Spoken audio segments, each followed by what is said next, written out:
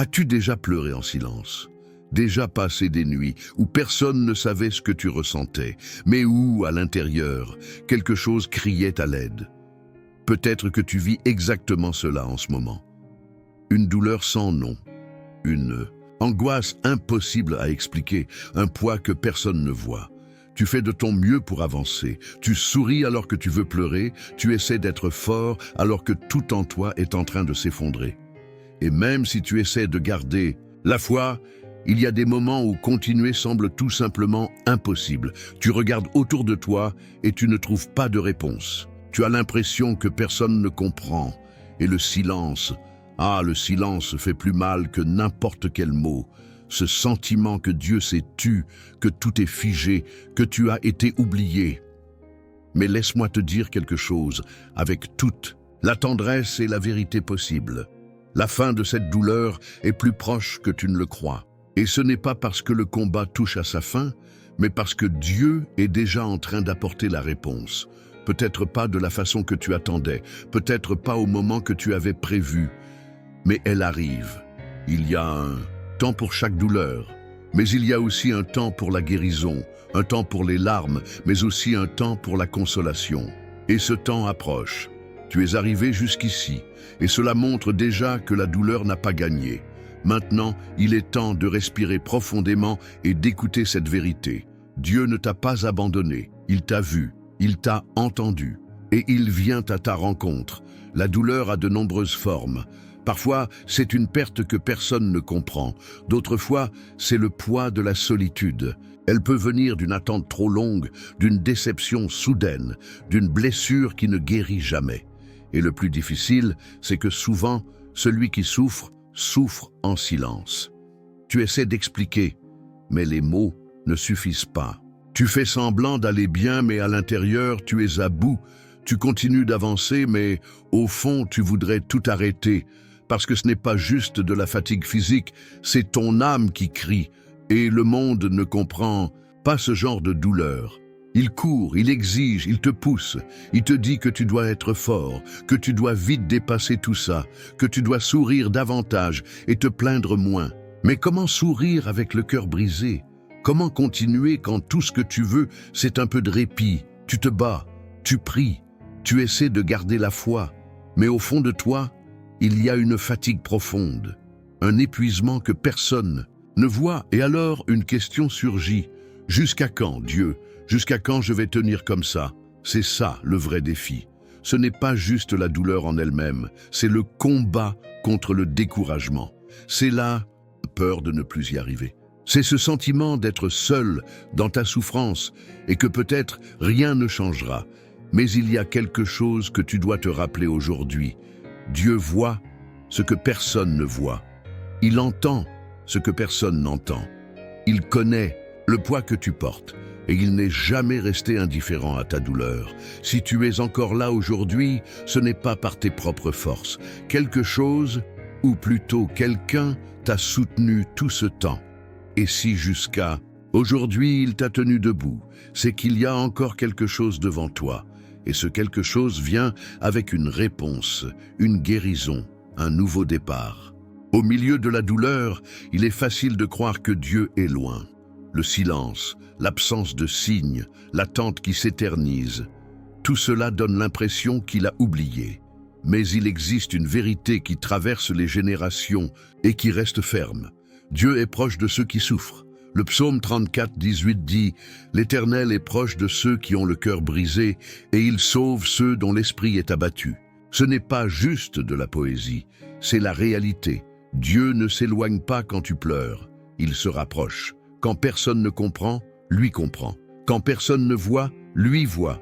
Et même quand toi tu doutes de ta propre foi, il est toujours là, fidèle, te portant avec une grâce que tu ne remarques peut-être même pas sur le moment.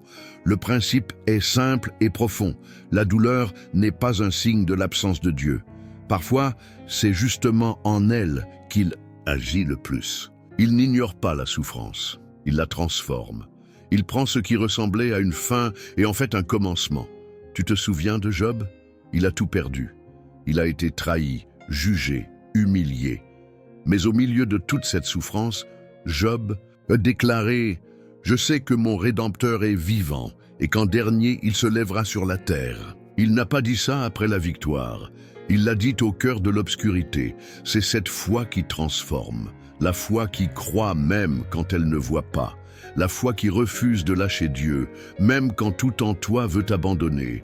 Cette foi, c'est ce qui te soutient, c'est ce qui te garde debout, et c'est ce qui attire la réponse, parce que Dieu ne résiste pas à un cœur brisé. Il se met en mouvement quand tu choisis de continuer à lui faire confiance, même sans comprendre. Et quand il se met en mouvement, tout change. Il arrive un moment où la douleur te pousse à faire un choix. Soit tu lâches le contrôle, soit tu t'enfonces en essayant de tout gérer par toi-même. Et peut-être que tu es exactement là, fatigué d'essayer par tes propres forces, mais encore hésitant à faire pleinement confiance. Mais faire confiance à Dieu, ce n'est pas tout comprendre. C'est se reposer, même sans avoir de réponse. C'est choisir de croire que, même dans l'obscurité, il guide. Même dans le silence, il répond « ce n'est pas une foi facile. Ce n'est pas un abandon simple, c'est une décision de chaque jour.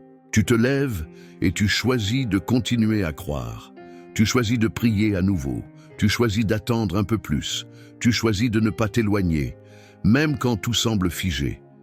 Ce choix ne fait pas disparaître la douleur du jour au lendemain, mais il transforme ton intérieur. La confiance en Dieu change la manière dont tu traverses l'épreuve. Au lieu de désespérer, tu apprends à espérer. Au lieu de te perdre, tu apprends à te reposer.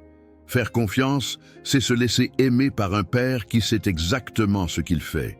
C'est se rendre, non pas par faiblesse, mais par maturité. C'est reconnaître que tu n'as pas besoin de tout comprendre pour avancer. Tu as juste besoin de croire qu'il sait où il te conduit. Et peut-être que, en ce moment même, la réponse que tu attends n'est pas quelque chose qui va arriver. Peut-être que la réponse, c'est déjà cette paix qui commence à naître en toi, même au milieu de la tempête. Alors la vraie question c'est, vas-tu continuer à tout porter tout seul ou vas-tu faire confiance que Dieu est bel et bien en train d'apporter la réponse, même si tu ne la vois pas encore? Et quand tu te réveilles le lendemain, tout semble encore pareil. La douleur est toujours là, le problème n'a pas changé. Le silence continue. Que faire de la foi dans ces jours ordinaires où rien d'extraordinaire ne se passe? Parce que c'est justement dans ce genre de jours que la confiance en Dieu se prouve réellement. Pas quand le miracle arrive, mais quand il n'est pas encore là. Quand tu continues d'attendre, de travailler, de servir, même avec le cœur fatigué. As-tu remarqué à quel point il est facile de laisser la routine étouffer la foi? Ce qui avait commencé avec de l'espérance devient peu à peu une simple survie. La douleur se mêle au rythme du quotidien et sans t'en rendre compte, tu passes en pilote automatique.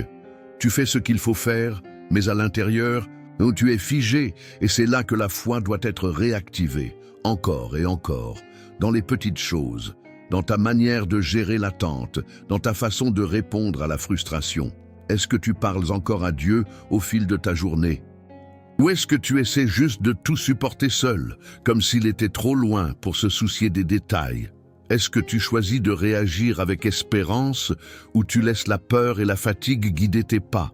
Peut-être que Dieu attend juste une chose, que tu recommences à lui faire confiance comme au début. Pas avec des forces émotionnelles, mais avec une décision, avec un abandon, avec un cœur qui se rend. Il sait combien tu essaies. Et il ne te demande pas la perfection, juste la sincérité, juste un cœur prêt à continuer, même si c'est avec des pas lents et les larmes aux yeux. Au milieu de la douleur, quand tout semble sombre, tu as besoin de quelque chose qui te soutienne, quelque chose de plus fort que des belles paroles ou des slogans. C'est là que les promesses de Dieu prennent tout leur sens. Elles ne changent pas avec le temps, ne s'effacent pas avec la fatigue, ne cèdent pas face à la douleur. Dieu a promis qu'il serait avec toi chaque jour jusqu'à la fin. Et il ne ment pas. Dans Ésaïe 41:10, il dit « Ne crains rien, car je suis avec toi. Ne sois pas effrayé, car je suis ton Dieu. Je te fortifie, je viens à ton secours, je te soutiens de ma main droite triomphante. » Cette promesse n'a pas été faite pour les forts, mais pour les épuisés. Pas pour ceux qui ont déjà vaincu, mais pour ceux qui sont encore en plein combat. Dieu ne néglige pas ta souffrance. Il recueille chaque larme. Il entend chaque prière murmurée en silence. Il voit chaque fois où tu as choisi de continuer malgré l'absence de force. Sa promesse, ce n'est pas une vie sans douleur. C'est une présence constante du réconfort. Une réponse, une restauration. La douleur peut venir, oui, mais elle ne durera pas éternellement. Car le Dieu qui a promis de consoler est le même qui garantit que les pleurs peuvent durer une nuit, mais que la joie vient au matin. Tu ne vois peut-être rien encore. Tu ne ressens peut-être rien pour l'instant. Mais la réponse est en chemin. Et elle ne viendra pas seule. Elle viendra avec la paix, avec la consolation, avec un nouveau départ. Alors, même si tout semble s'écrouler, tiens bon. Pas à cause des circonstances, mais à cause de la promesse. Parce qu'elle ne faillit jamais. Tu ne le vois peut-être pas maintenant, mais quelque chose de bien plus grand est en train d'être construit en toi. La douleur que tu ressens aujourd'hui n'est pas la fin de ton histoire. Elle fait partie de ta préparation. Car Dieu ne veut pas seulement te consoler, il veut te relever. Ce que tu traverses n'est pas seulement une période de souffrance, c'est une saison de formation. Dieu façonne ta foi. Il approfondit tes racines. Il fait naître quelque chose qui n'aurait peut-être jamais émergé autrement. En plein cœur de la douleur, tu as un appel. Quelque chose qui dépasse tes circonstances. Un but qui n'a pas été annulé à cause de ta souffrance. Bien au contraire, il est en train d'être affiné à travers elle. Tu crois peut-être avoir perdu du temps, être en retard, resté sur le bord du chemin. Mais le ciel ne fonctionne pas avec les mêmes horloges que la terre. Et ce qui semble être un retard n'est souvent qu'un temps de préparation. Dieu ne gaspille pas la douleur, et il ne permettrait pas que tu passes par cela s'il n'allait pas s'en servir pour quelque chose de plus grand. Pas pour te briser, mais pour te fortifier, pas pour te rabaisser, mais pour te positionner. Le combat n'est pas seulement contre la douleur, il est contre le mensonge qui dit que tu n'as plus de valeur, contre ce sentiment que tu es trop faible, trop oublié, trop insignifiant. Mais Dieu voit en toi un instrument de son dessein, quelqu'un qu'il forme dans le secret pour ensuite l'utiliser avec autorité. Alors, ne lâche pas maintenant, ne t'arrête pas ici. Tu es en train d'être entraîné pour quelque chose d'éternel, et quand la réponse arrivera, elle ne sera pas juste un soulagement. Elle sera le commencement de quelque chose de bien plus grand que ce que tu imaginais. Respire profondément. Regarde un instant en arrière. Tu as déjà traversé tant de choses. Tu as connu des jours sombres, des moments où tu pensais ne pas tenir. Et pourtant, tu es toujours là. La douleur a essayé de t'arrêter. La peur a tenté de t'étouffer. Le silence a voulu te perdre. Mais Dieu ne t'a pas laissé couler. Il t'a soutenu en silence, en coulisses, même quand tu ne t'en rendais pas compte. Et maintenant, il veut que tu saches, la fin de la douleur est proche. Pas parce que tout va soudainement s'arranger, mais parce que tu es en train d'être transformé de l'intérieur. Et quand la réponse arrivera, car elle va arriver, tu ne seras plus le même. Alors, avant de partir, fais un choix. Reste, même sans voir, même sans sentir. Reste, n'abandonne pas la confiance, n'abandonne pas la prière. N'abandonne pas la foi en ce Dieu qui a commencé une bonne œuvre et qui est encore en train de l'accomplir. Si tu croyais vraiment que Dieu est aux commandes, à quoi ressemblerait ta vie aujourd'hui? Avant de partir, respire profondément. Confie tes inquiétudes à Dieu.